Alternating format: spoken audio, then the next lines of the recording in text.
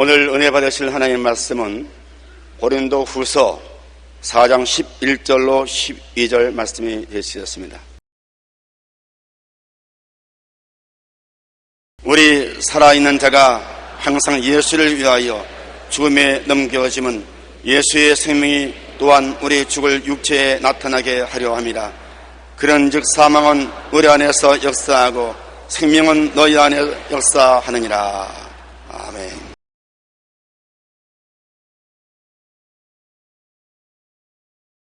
오늘 저는 여러분과 함께 사망이 낳는 생명이란 제목으로 은혜를 나누겠습니다.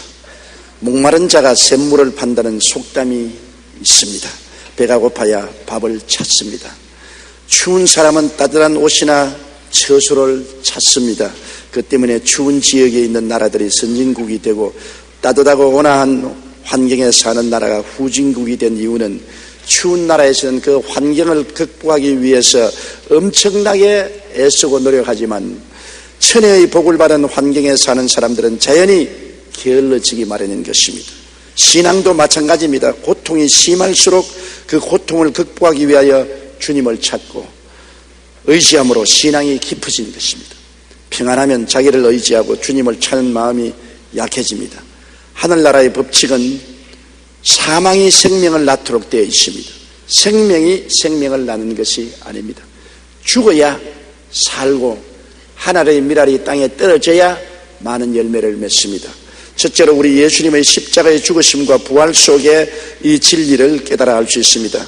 예수님은 죽음과 처절한 싸움을 하셨습니다. 예수님은 하나님의 아들로서 죄 없이 세상에 태어나서 죄 없이 살으셨습니다. 그러나 예수님이 죽어야 하실 때는 주님은 죽음에 대해서 몸을 움츠렸었습니다. 왜냐하면 죽음을 알지 못하시는 예수님이 이 세상 모든 죄를 짊어지고 십자가에 죽는다는 것은 엄청난 고뇌인 것입니다. 그렇기 때문에 주님께서는 이 죽음에 임했을 때 그 마음에 굉장한 갈등을 느낀 것입니다. 겟세마네 동산에서 주님은 기도하실 때 죽음의 잔을 피하고 싶은 마음과 하나님의 뜻에 순종해야 할 마음의 갈림길에서 굉장한 갈등을 느끼고 애쓰고 힘써 기도할 때 이마에서 흐르는 땀이 핏방울이 됐던 것입니다. 오늘날 의사들은 말하기를 굉장히 스트레스에 걸리면 피하에 있는 모세혈관이 터져서 코피가 나듯이 땀구멍으로 피가 흐른다는 것입니다. 예수님이 엄청난 갈등의 고통 속에 있었습니다. 왜냐하면 주님은 스스로 죽기 원치 않으셨습니다. 그러나 하나님은 예수님이 인생을 위해서 제물 되기를 원하셨습니다. 그러니까 자기 뜻을 시행하려면 아버지를 거역해야 되고 아버지의 뜻을 시행하자면 죽음의 잔을 마셔야 됩니다. 그 갈등에서 주님이 기도하는 동안에 얼마나 큰 스트레스를 받으셨던지 땀방울이 피로 벼는 것입니다. 누가복음 22장 42절로 44절에 아버지여 만일 아버지의 뜻이거든 이 잔을 내게서 옮기시옵소서. 그러나 내 원대로 마옵시고 아버지의 원대로 되시기를 원하시나이다 하시니 천사가 하늘로부터 예수께 나타나 힘을 더하더라. 예수께서 힘쓰고 애써 더욱 간절히 기도하시니 땀이 땅에 떨어지는 핏방울 같이 되더라. 얼마나 애쓰고 힘을 쓰겠습니까? 주님께서 온 세상의 인류들이 지은 죄악의 잔을 들여다보았을 때 몸서리치지 않습니다. 이것은 너무나 추하고 더러운 배설물보다도 더 흉악한 냄새가 나는 인간의 죄악의 잔을 주님이 다 짊어지시고 다 들이키시고 당신의 책임을 져야 될 것이니까 이러한 죽음은 몸서리 나는 죽음인 것입니다. 아버지 할 수만 있으면 이 잔을 옮겨주시옵소서. 그러나 내 뜻대로 마옵시고 아버지 뜻대로 하시옵소서. 그 어마어마한 갈등 속에서 주님의 땀방울은 피로 변했던 것입니다. 예수님께서 그 잔을 만일 마시지 않고 피했다고 생각해 보십시오. 우리의 운명은 어떻게 되었습니까? 우리는 다 멸망받고 말았을 것입니다. 여러분, 우리 한 사람 한 사람 생각해 보세요. 우리는 죄 덩어리입니다. 부조천래로 유전죄만 있는 것이 아니라 살아오면 살아올수록 우리의 개인의 죄는 너무나 많습니다. 우리는 죄 덩어리인 우리가 어떻게 하나님 앞에 설 수 있습니까? 아담과 하와가 벌거벗은 것처럼 우리는 도덕적으로 윤리적으로 벌거벗은 죄인들인 것입니다. 하나님 앞에 설 수 없죠. 예수님이 만일 우리의 죄악의 잔을 피하셨더라면 우리들은 오늘날 영원히 멸망받을 수밖에 없을 것입니다. 예수님은 그 갈등 속에서 고통을 하셨습니다. 주님이 십자가에 못 박였을 때도 그 갈등은 계속했습니다. 원수들이 예수님을 바라보고 온갖 흉을 다 보았었습니다. 그때 예수님께서 그 십자가의 고통 가운데서 하나님께 구했으면 12영 되드는 천사를 보내서 예수님을 십자가에서 내려오고 승리하도록 만들어 주셨을 것입니다.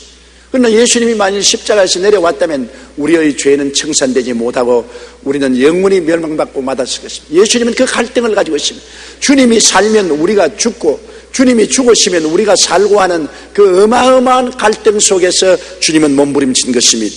마태복음 26장 53절로 54절에 보면 너는 내가 내 아버지께 구하여 지금 12군단 더되는 천사를 보내시게 할 수 없는 줄로 아느냐. 내가 만일 그렇게 하면 이런 일이 있으리라는 성경이 어떻게 이루어지겠느냐 하시더라. 주님이 택하신 길은 고통과 죽음을 받아들임으로 인류에게 생명의 길을 열어놓는 것이었습니다. 진실로 사망을 통하여 생명을 주님이 낳으신 것입니다. 주님이 죽으면 우리가 살고 주님이 살면 우리가 죽는 그 지경에서 주님은 우리를 위해서 죽음의 길을 택하셨습니다. 하늘의 미랄이 되어 땅에 떨어져 썩어짐으로 많은 생명의 열매를 맺기로 주님이 결단을 내리신 것입니다. 마가복음 15장 31절로 32절에 대제사장들도 서기관들과 함께 희롱하여 서로 말하되 그가 남은 구원하였을 때 자기는 구원할 수 없도다. 이스라엘의 왕 그리스도가 지금 십자가에서 내려와 우리가 보고 믿게 할지어다 하며 함께 십자가에 못 박인 자들도 예수를 욕하더라. 그들이 예수 그리스도를 욕한 것은 사실입니다. 저가 남은 구원하였으나 자기는 구원하지 못한다고 했습니다. 그 진리를 말한 것입니다. 예수님이 우리는 구원하였으나 자기는 구원하지 못했습니다. 자기를 구원하려고 십자가에서 내려오면 우리는 다 죽지요. 그러므로 우리를 구원했으나 주님은 자기를 구원하지 못했습니다. 주님이 자기를 구원하기 위해서 조롱하는 사람들 앞에서 십자가에 내려왔더라면 주님은 살았으나 우리는 다 죽었을 것입니다. 요한복음 10장 11절에 나는 선한 목자라 선한 목자는 양들을 위하여 목숨을 버린다고 말씀하셨습니다.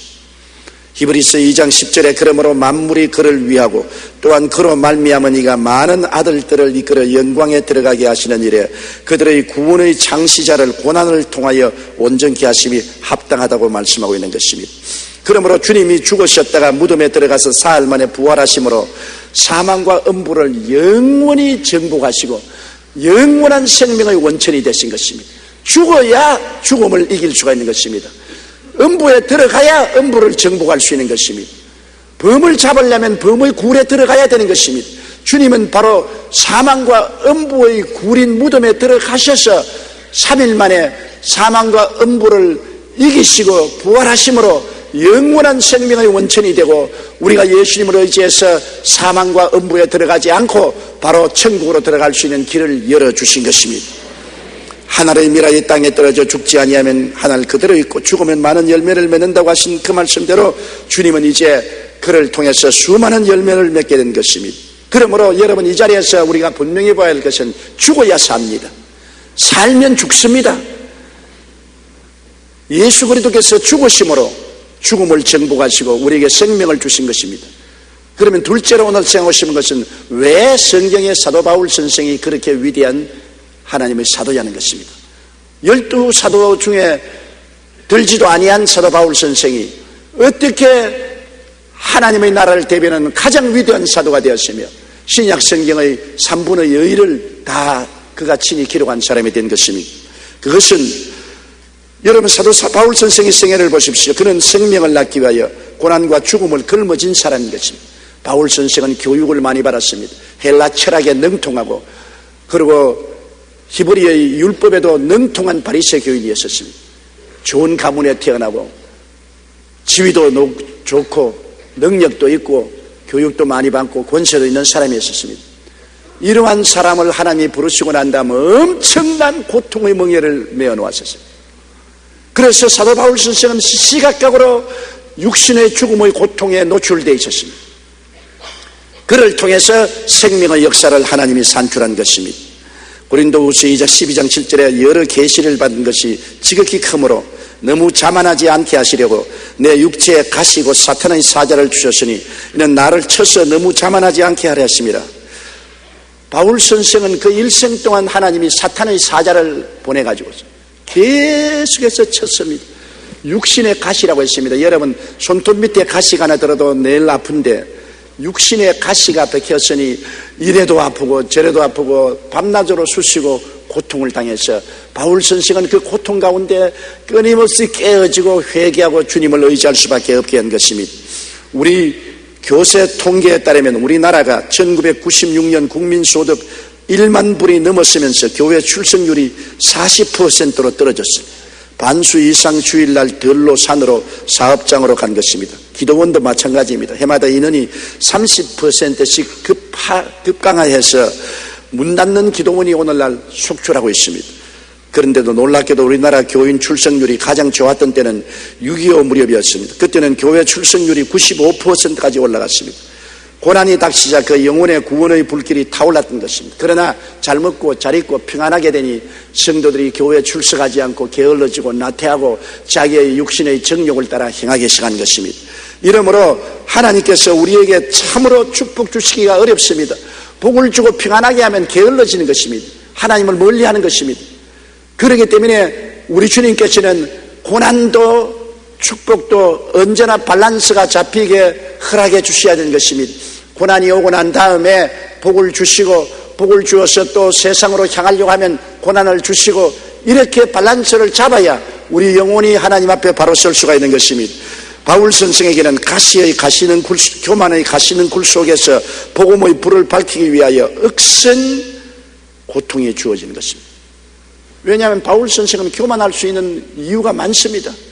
가문도 좋지요, 교육도 많이 받았지요, 머리도 좋지요, 유대인의 산헤드린 회원이지요. 거기에다가 예수 믿고 난 다음에 엄청난 하나님의 계시와 묵시를 받아 어느 사도보다 역사상 어느 기독교 교인보다 하나님께서 그리스도 대속의 비밀을 깊이 가르쳐 주셨지요. 그래서 교만해질 수 있는 이유가 너무나 많습니다. 사람은 이상 교만 안 해줄 수가 없어요. 교만의 가시는 굴이 우거져서 모든 신앙을 다 녹여버릴 수 있습니다. 그래서 이 교만의 가시는 불 속에서 신앙을 찾게 하기 위해서 하나님은 강력하게 그에게 육체의 고통, 사탄의 사자를 준 것입니다. 자만심이 깨어지게 하려고 하기 위해서는 고통을 당해야 됩니다. 사람이 괴로워야 깨어지지 괴롭지 않고 깨어지는 일이 없습니다. 호도를 깔 때 여러분 호도를 살살살살 손에 비벼서 호도가 까집니까? 망치로 때려야지.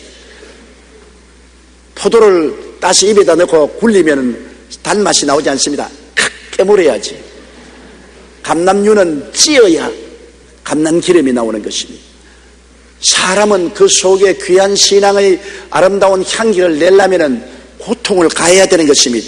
바울은 육신이 너무 아파 목숨 걸고 하나님을 찾았고 그 때문에 신령해졌습니다. 너무나 아프기 때문에 바울은 집에 들어누워 있을 수도 없습니다. 계속해서 선교 여행을 해야 되고 계속 복음 전하고 계속 감옥에 들어가고 계속 매를 맞고 하면서도 육체의 가시가 몸을 찔러서 너무나 고통스럽기 때문에 그는 다른 것 생각할 여가가 없었습니다. 하나님이여 나의 힘을 주시고 은혜를 주시고 이 고통을 감내하고 극복하게 해주시옵소서. 고린도후서 12장 8절로 10절에 이것이 내게서 떠나가게 하기 위하여 내가 3번 주께 간구했더니, 여러분 한 번 기도한 것 아닙니다. 2번도 기도하고 3번도 기도했는데 바울이 기도했다는 것은 우리 평상심에 기도한 것이 아닙니다. 목숨을 걸고 주님께 나가서 한 번 기도하고 2번째 또 병 낫기 위해서 기도하고 3번째 또 육신의 가시 사탄이 떠나기를 위해서 간구하고 기도했더니 나에게 이러시기를 내 은혜가 내게 족하도다. 이는 내 능력이 약한 데서 온전하여 짐이라 하신지라. 그러므로 도리어 크게 기뻐함으로 나의 여러 약한 것들에 대하여 자랑하리니 이는 그리스도의 능력이 내게 머물게 하려 함이라. 그러므로 내가 그리스도를 위하여 약한 것들과 능력과 궁핍과 박해와 곤고를 기뻐하노니 이는 내가 약한 그때에 강함이라.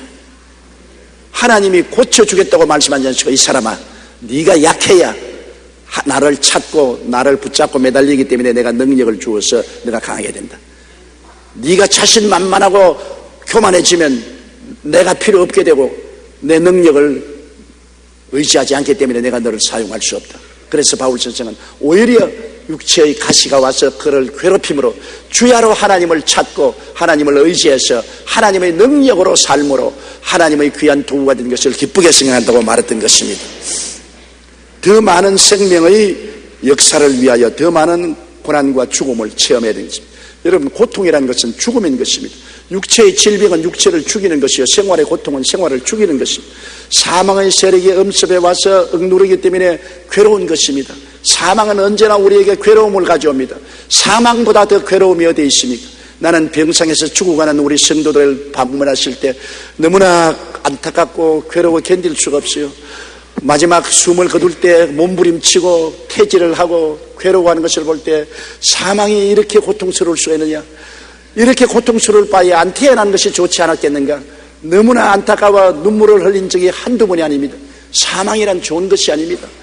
여러분, 여러 가지 형태로 사망은 우리에게 다가옵니다. 개인, 가정, 생활, 자녀, 사업 여러 가지 못해서 고통을 가져오는 것이 사망인 것입니다. 그런데 이 사망이 다가오게 되면은 사람들은 다 주님을 찾게 되는 것입니다. 배부르고 평안하고 안일하고 희희낙낙할 때는 주님을 찾지 않습니다. 그저 신앙생활을 자기의 생활의 액세서리로 생각하는 것입니다. 그러나 사망의 세력이 다가오면 신앙이 자기의 생활의 본업이 되는 것입니다. 마음을 다하고 뜻을 다하고 정성을 다하고 목숨을 다하여 주님께 부르짖고 요의자리 싸고 기도원에 들어가서 몸부림치고 부르짖게 되는 것입니다. 왜? 고통스러우니까 하나님의 도움을 구하는 것입니다. 평안하면 신앙이 점점 액세서리가 되어서 그저 하나의 생활의 치레로 갖는 위험을 갖게 되는 것입니다. 고린도후서 4장 10절로 12절에 우리가 항상 예수의 죽음을 몸에 짊어지면 예수의 생명이 또한 우리 몸에 나타나게 하려 함이라. 우리 살아있는 자가 항상 예수를 위하여 죽음에 넘겨지면 예수의 생명이 또한 우리 죽을 육체에 나타나게 하려 함이라. 그런즉 사망은 우리 안에서 역사하고 생명은 너희 안에서 역사하느니라. 이거 보십시오. 죽음이 우리에게 다가오면 생명이 넘쳐나는 것이다. 내가 큰 죽음의 고통을 당해서 주님의 큰 은혜를 받으면 거기에서 생명이 넘쳐나서 많은 사람에게 유익을 줄 수 있다는 것입니다. 이렇기 때문에 여러분, 고통을 많이 겪은 주의 종이 목사가 되면은 성도들에게 큰 은혜가 다가오는 것입니다. 목사가 고통을 통해서 죽음의 체험을 했기 때문에 죽음을 통해서 생명이 넘쳐나는 것입니다. 많은 시련과 환난을 겪은 장로님이나 권사님, 안수집사님들이 간증할 때 들어보십시오. 간증할 때 굉장한 큰 은혜가 임하는 것입니다. 이번 양영자 선수 88 올림픽 때 탁구 금메달을 탄 양영자 선수가 토요일 날 우리 국민 비전 기도회에 와서 간증하는데 제가 굉장히 감동을 입었습니다. 그는 88 올림픽에 금메달을 딴 사람이지만은 육신이 너무 약해서 하나님께 매어 달리고 주야로 부르짖고 주님 없이는 살 수가 없었다는 것입니다. 간이 나빠서 올림픽에 나가기 전에 한 달 동안 병원에 입원해 있으면서 연습도 못하고 간염으로 고생했고, 올림픽에 나갈 때도 내가 탁구를 치는지 하나님이 치는지 모를 만큼 주님께 의지했다는 것입니다. 그래서 금메달을 딴. 그 이후로 그는 은퇴하고 난 다음 오늘날 몽고에 가서 선교사로 일하고 있는 것입니다. 고통이 없었으면 그는 결코 하나님을 찾지 않을 것이요 올림픽의 영광을 가지고서 좋은 호치로 일했을 것인데, 고통 때문에 하나님을 찾다가 거듭나게 되고 하나님의 부르심을 받게 되고 오늘 몽골에 가서 복음을 전가하는 하나님의 사자가 되었다는 간증을 들었었습니다. 사망은 그의 몸에서 역사하나 생명의 역사는 오늘 몽골에서 나타나게 되는 것입니다. 고린도후서 11장 23절로 27절에 그들이 그리스도의 일꾼이냐 정신없는 말을 하거니와 나는 더욱 그러하도다. 내가 수고를 넘치도록 하고 옥에 갇히기도 더 많이 하고 매도 수없이 맞고 여러 번 죽을 뻔하였으니 유대인들에게 40에 하나 강한 매를 5번 맞았으며 3번 태장으로 맞고 1번 돌로 맞고 3번 파선하고 일주일을 깊은 바다에서 지냈으며 여러 번 여행해서 강의 위험과 강도의 위험과 동족의 위험과 이방인의 위험과 시내의 위험과 광야의 위험과 바다의 위험과 거짓 형제중의 위험을 당하고 또 수고하며 애쓰고 여러 번 자지 못하고 줄이며 목마르고 여러 번 굶고 춥고 헐벗었노라. 그러니 이러한 환경 가운데서 바울 선생이 견딜 수가 없으니까 얼마나 주님께 매달렸겠습니까? 자나 깨나 주의 이름을 부르고 주님께 의지했고 그 사망의 세력이 그를 억압함으로 말미암아 교만해질 수 있는 가시 있는 굴 속에서도 주님을 찾음으로 성령의 불이 타기 시작한 것입니다. 생명의 역사가 넘쳐난 것입니다. 고린도후서 1장 8절로 10절에 형제들아 우리가 아시아에서 당한 환난을 너희 모르기를 원치 않으니 힘에 겹도록 심한 고난을 당하여 살 소망까지 끊어지고 우리는 우리 자신이 사형선고를 받은 줄 알았으니 이는 우리로 자기를 의지하지 말고 오직 죽은 자를 다시 살리시는 하나님만 의지하게 하심이라. 그가 이같이 큰 사망에서 우리를 건지셨고 또 건지실 것이며 이후에도 건지시기를 그에게 바라노라. 바울 선생의 사역을 통해서 온 유럽이 복음화되고 소아시아가 복음화되는 것입니다.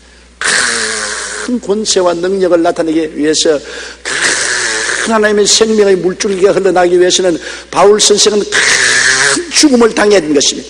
굉장한 고통을 당해야 바울 속에서 생명의 역사가 넘쳐날 수 있었습니다. 그렇기 때문에 바울 선생은 소아시아에서 얼마나 고난당했든지 살 소망까지 끊어지고 사형 선고를 받은 줄 알았다고 했습니다.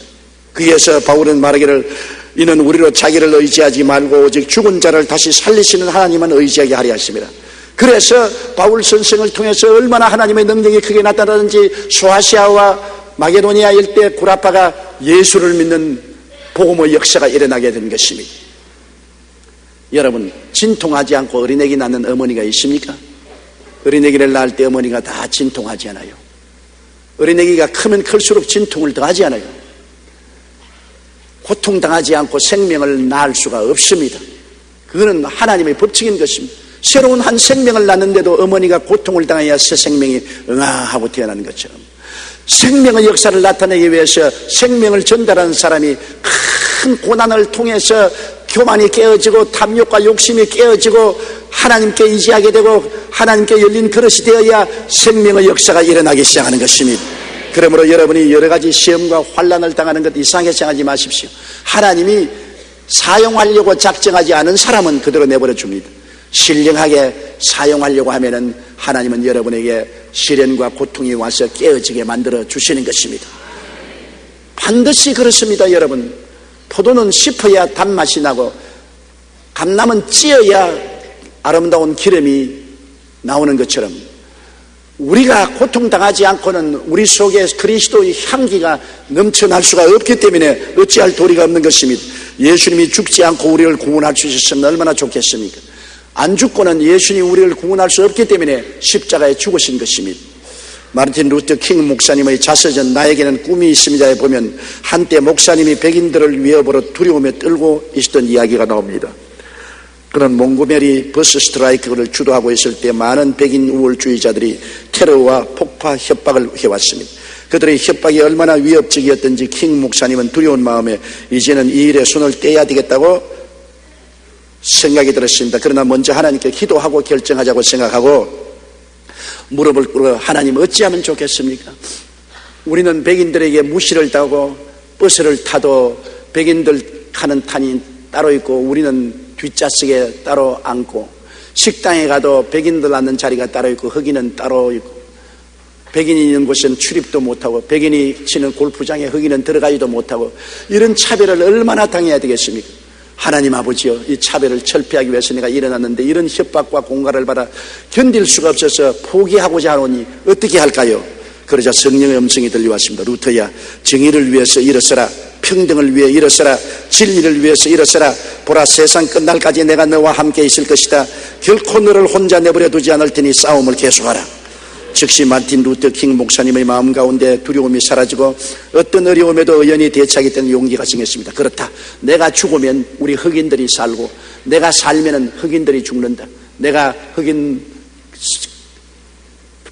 백성들이 지도자이기 때문에 내가 죽겠다고 결심했습니다. 결국 그는 백인들의 위협과 협박에도 불구하지 않고 계속해서 흑인 해방운동과 비폭력 저항운동을 이끌었습니다. 그러나 결국 그는 암살당했습니다. 그가 죽음으로 말미암아 흑인 해방운동은 온 미국 전국에 퍼져나고 결국에는 흑인 차별 대우가 철폐되어 버리고 마는 것입니다. 오늘 마틴 루터 킹 목사의 생일날은 미국 대통령까지 나와서 축사를 하는 것입니다.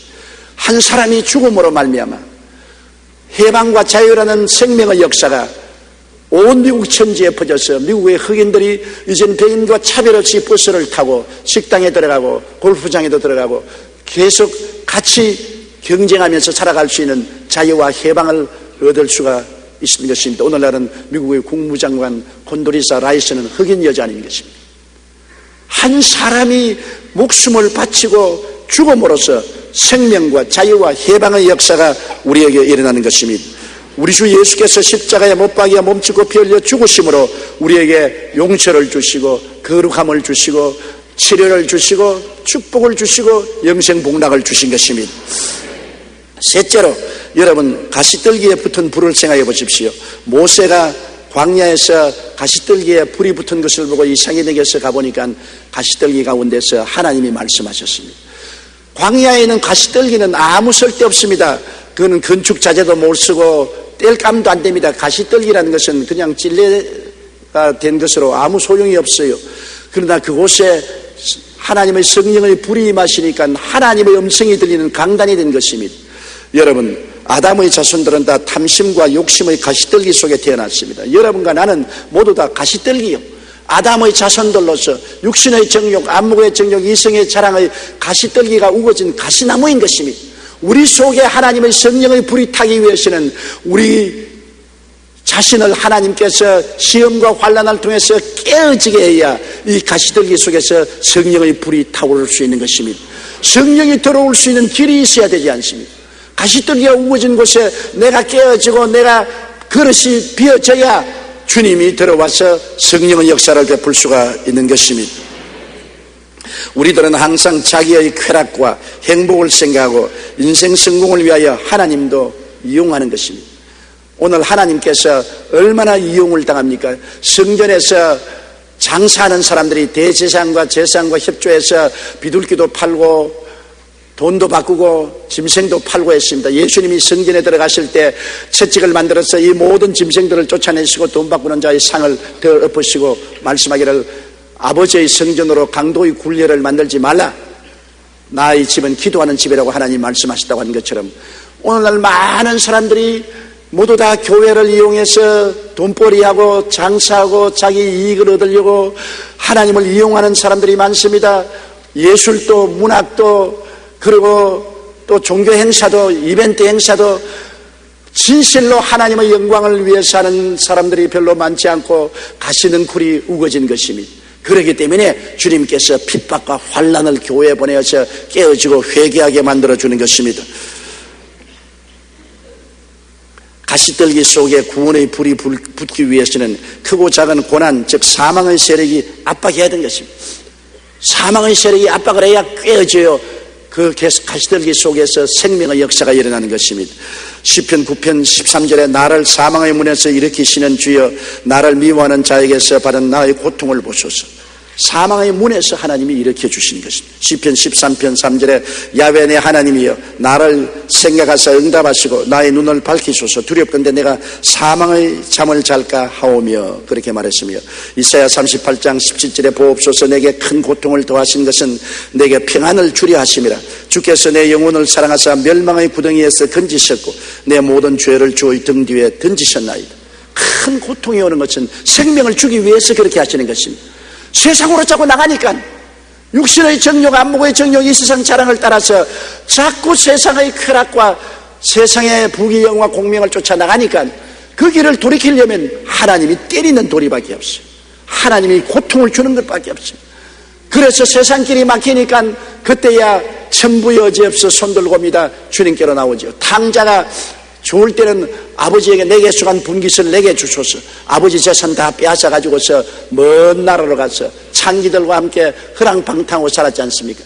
그러나 다 허비하고 그 나라에 기근이 다가오고 먹을 것 없고 나중에는 돼지 소굴로 들어가서 돼지를 치면서 쥐염윤회를 얻어먹으려고 해도 돼지에게 물려서 상처만 받고 거의 굶주려 죽게 되자 그는 아버지를 생각하고 집을 생각했습니다. 호화스러울 때는 아버지도 집도 생각하지 않았었습니다. 그러나 그때 그는 말하기를 내 아버지 집에는 먹을 것이 많고 있을 것이 많은 종들도 많은데 나는 이곳에서 줄여 죽는구나. 내가 회개하고 아버지께로 돌아가자. 아버지 하늘과 아버지께 죄를 지었사오니 아들이라 칭함을 감당치 못하겠사옵니다. 종 중에 하나로 보소서. 이렇게 하고 돌아가겠다고 말한 것입니다. 고통이 그로 하여금 정신이 들게 한 것입니다. 사람들이 다 제정신이 아니에요. 마귀가 들어와서 사람들의 마음을 꽉 잡아서 모르다 사람들의 마음이 획 돌아버린 것입니다. 어디로 돌았느냐? 하나님께로부터 마귀에게로 돌아간 것입니다. 천당에서 세상으로 돌아간 것입니다. 영생에서 지옥으로 마음이 획 돌아간 것입니다. 세상 사람들은 오늘날 여러분 많은 지식이 있고 많은 교육을 받았다고 생각하지만은 하나님 편에서 볼 때는 완전히 획 돌아버린 것입니다. 완전히 죽음의 방향으로 돌아선 것입니다. 탐욕의 방향으로, 죄의 방향으로, 마귀의 대열로 따라가는 것입니다. 이러한 사람들을 그 대열에서 돌이키기 위해서는 고통을 가할 도리밖에 없습니다. 채찍으로 때리고 환난이 다가오고 고통이 다가오고 눈물이 다가오면 그 생활에서 다시 좀 돌이켜 생각하고 나를 살려줄 자는 하나님밖에 없겠구나, 하나님을 찾게 되는 것입니다.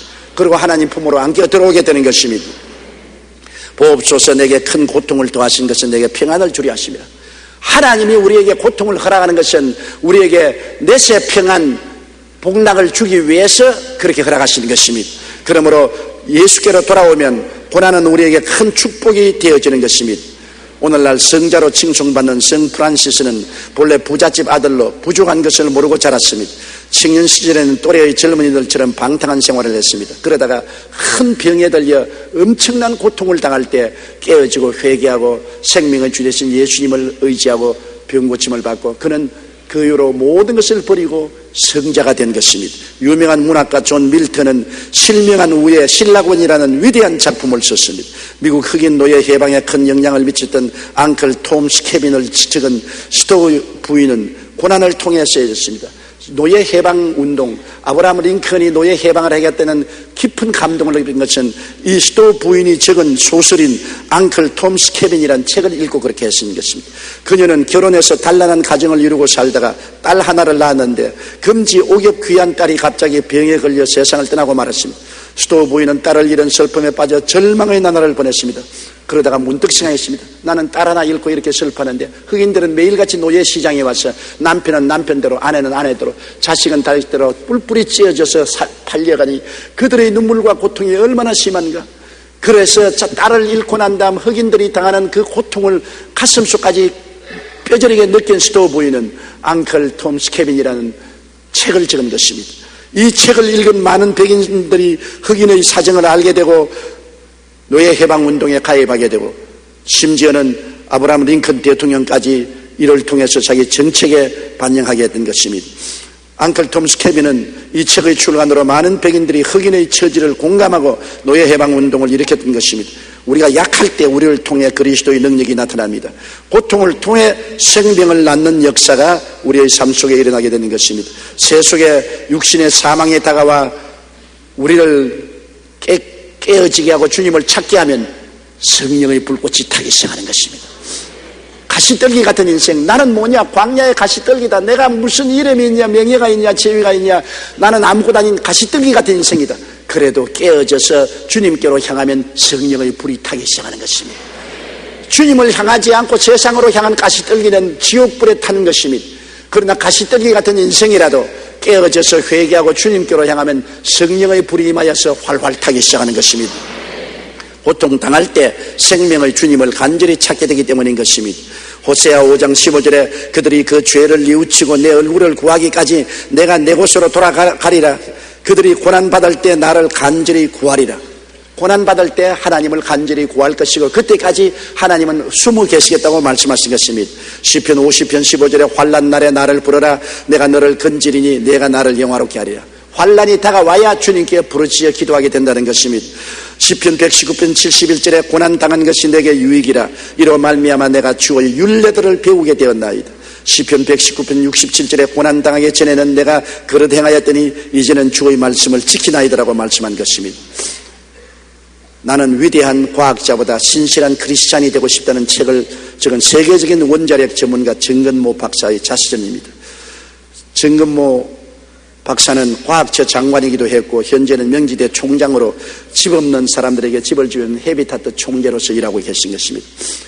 정근모 박사는 어릴 때 얼마나 천재였던지 중학교를 수석으로 졸업하고 고등학교 2학년 때 검정고시에 입학해서 서울대학교에 들어갔고 20대 초반에 미국으로 건너가서 유명 대학에서 박사를 받아 25살에 미국의 유명한 대학교 교수가 되었었습니다. 그래서 당시 미국인들은 정금호 박사에게 꼬마 교수라는 별명을 붙여주기도 했습니다.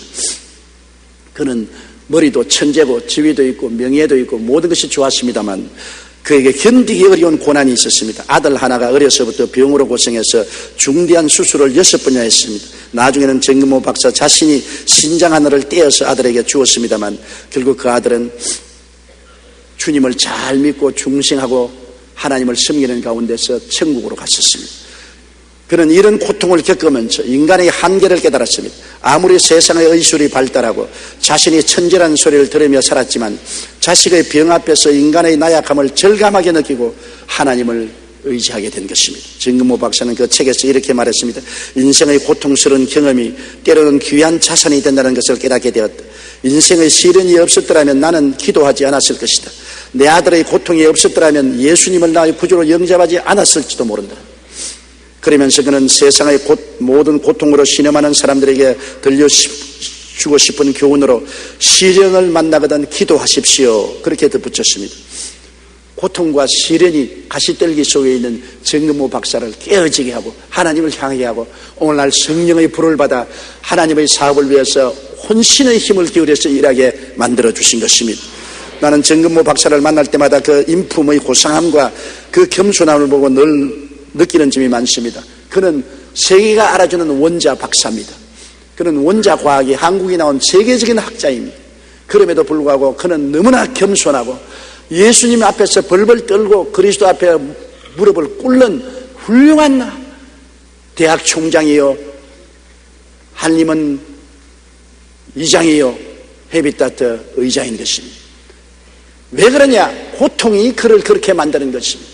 그렇지 않으면 사도 바울 선생같이 교만하고 오만해졌을 수도 있는데도 고통이 다가와서 그 가시는 굴 속에서도 성령의 불이 타도록 깨어진 것입니다. 페스탈로치는 말하기를 고난은 풍족을 가져온 것보다 더 많은 가치를 가져온다. 만일 행복했더라면 나는 결코 성숙되지 않았을 것을 고난이 가져다 주었다고 말했습니다. 독일의 격언에 고난은 기도의 선생이라고 말했습니다.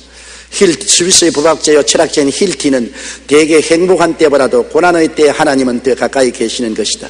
그러고 볼 때 행복한 때보다 고난한 때에 신앙인은 더 좋은 때라고 말했던 것입니다. 탐욕의 가시는 굴 속에 사는 우리가 순수한 신앙의 불길을 가슴에 품기 위해서는 강력한 육신의 고통이 다가와야만 하는 것입니다. 그로 말미암아 비록 탐욕과 욕심의 가시는 굴 속에서도 회개와 반성과 기도와 주님을 의지하는 믿음이 생겨나게 되는 것입니다. 사망과 고통의 위협이 가해질수록 그것을 극복하기 위하여 생명의 주님을 간절히 찾게 되고 그 생명의 은혜로 자기도 살고 남도 살리게 되는 것입니다. 우리는 고통을 한 번도 당하지 않았다고 자랑하지 마십시오. 나는 아무 고통도 없이 일생을 평안하게 살았다. 그렇게 자랑하는 사람은 다른 면에서 보면 하나님은 나에게 무관심하셨다. 하나님은 나를 버리셨다. 내 영혼에 생명을 주고 영혼을 신앙 있는 깊이 있는 사람으로 만들려고 생각하지 않았다. 하나님은 나를 사용해서 생명의 역사를 다른 사람에게 전달하려고 작정하지 않았기 때문에 나를 내가 던져버리고 평안하게 하셨다. 그렇게 말하는 건 한 가지인 것입니다. 나는 일생에 많은 시련을 당하고 환난을 당하고 고통을 당했다. 축복도 엄청나게 많이 받았지만 고통도 엄청나게 많이 받았다. 그것은 하나님은 나를 관심을 가지고 복을 주시고 난 다음에 가시는 굴에 사라지지 않기 위해서 깨뜨리기 위해서 깨어서 회개하고 성령 충만하기 위해서 고통을 주시고 또 고통 주시고 난 다음에 또 하나님께서 그를 돌이켜서 형통하게 하시고 형통하게 하고 난 다음에 또 고통을 주셔서 깨우치게 하시고 이 생활을 통해서 신령한 사람이 되고 많은 사람에게 하나님의 은혜를 나눌 수 있는 사람이 되게 하신 것입니다. 고난받지 않은 것 자랑하지 마십시오. 고난은 여러분을 하나님 앞에 깊이 있는 사람이 되게 하고 생명을 낳는 사람이 되게 합니다. 그리고 그 후에 형통의 축복을 주시는 것입니다. 성경을 통해서 보십시오. 고난 이후에 형통이 안 다가온 사람이 없고 형통을 하고 난 다음 고난 안 당한 사람이 없고 하나님의 사람은 언제나 형통과 고난을 동시에 당하는 것입니다.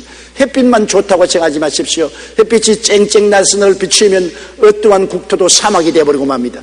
햇빛만 비추지 말고 비도 와야 되는 것입니다.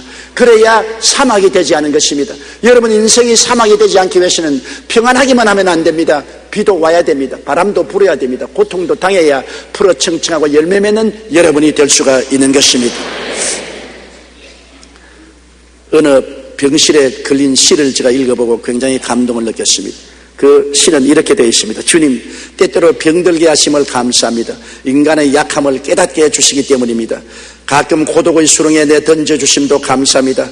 그것은 주님과 가까워지는 기회가 되기 때문입니다. 일이 계획대로 안 되게 틀어주심도 감사합니다. 그래서 나의 교만이 반성될 수 있는 기회를 주시기 때문입니다. 아들, 딸들이 걱정거리가 되게 하시고 부모와 친구가 짐으로 느껴질 때도 감사합니다. 그래서 인간된 보람을 깨닫게 해주시기 때문입니다. 먹고 사는데 힘겹게 하심을 감사합니다. 눈물로서 빵을 먹는 심정을 이해하기 위해서는 내가 먹고 사는데 힘이 겨워야 가난한 사람을 이해할 수 있기 때문입니다. 불의와 허위가 득세하는 세상에 태어난 것도 감사합니다. 그래야 하나님의 정의가 분명하게 드러나기 때문입니다. 땀과 고생의 잔을 맛보게 하심을 감사합니다. 그래야 주님의 사랑을 깨닫게 되기 때문입니다. 주님, 감사할 수 있는 마음을 주심을 감사합니다. 다 같이 고개 숙여 기도드리겠습니다. 사랑이 많으신 우리 아버지 하나님, 우리 사람들은 고통을 회피합니다. 우리는 다 평안하고 형통하기만 원합니다. 그러나 평안하고 형통하면 세상으로 향하고 마귀를 따라가고 육신을 따라가고 멸망받을 수밖에 없습니다. 고난 없이 생명이 태어날 수가 없지 않습니까? 예수님이 십자가에서 몸짓고 피 흘려 고난당하심으로 사망과 음부를 이기시고 우리에게 영원한 부활의 생명을 주신 것처럼 우리도 그리스도 안에 있으면 항상 세상의 가시는 쿨이 우리를 세상으로 끌고 가려고 할 때마다 고난이 다가와서 우리 정신을 차리고 잠에서 깨어나고 회개하고 기도하고 하나님 성령의 불을 받게 만들어 주심을 감사합니다. 내 아버지 하나님이시여, 고난이 크면 하나님의 생명의 역사도 큽니다. 사망은 우리 안에서 역사하고 생명은 밖에 전도받는 사람들에게 넘쳐남을 감사합니다. 고난받은 사람의 간증이 효과가 있고 고난받은 주의 종의 설교가 능력이 있고 고난받은 교회 선도들의 전도가 생명으로 넘치는 것이 바로 그것입니다. 하나님의 미랄이 땅에 떨어져 죽지 아니하면 그대로 있거니와 죽으면 많은 열매를 맺사오니 아버지여, 우리가 사망의 고통을 당하는 것 두려워하지 말게 도와주시옵소서. 고난 속에 깨어지고 회개하고 부르짖어 하나님으로 충만하여 비록 가시는 굴 같은 우리지만은 성령의 불길이 우리 속에 활활 타게 만들어 주옵소서. 예수님 이름으로 기도드리옵나이다. 아멘.